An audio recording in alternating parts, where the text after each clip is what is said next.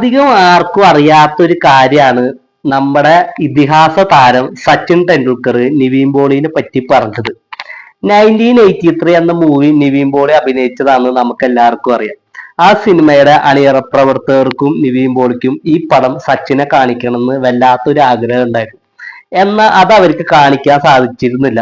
അങ്ങനെ ഇരിക്കെയാണ് സച്ചിൻ കേരള ബ്ലാസ്റ്റേഴ്സിന്റെ team owner ആയിട്ട് കേരളത്തിലോട്ട് വരുന്നത്.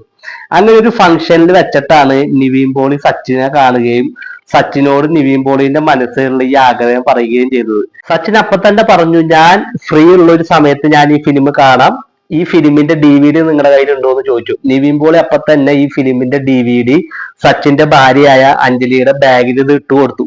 അങ്ങനെ സമയം കിട്ടിയ ഒരു സമയത്ത് സച്ചിൻ ഈ പടം കാണുകയും നിവിൻ പോളിനെ വിളിച്ച് ഈ പടത്തിന്റെ കാര്യങ്ങൾ അന്വേഷിക്കുകയും ഈ പടത്തിൽ അഭിനയിച്ചവരെ പറ്റി ചോദിക്കുകയും പടം നന്നായിട്ടുണ്ടെന്നും നിവിൻ പോളിയുടെ അഭിനയത്തിനൊക്കെ അഭിനന്ദിക്കുകയും സച്ചിൻ ചെയ്തിരുന്നു.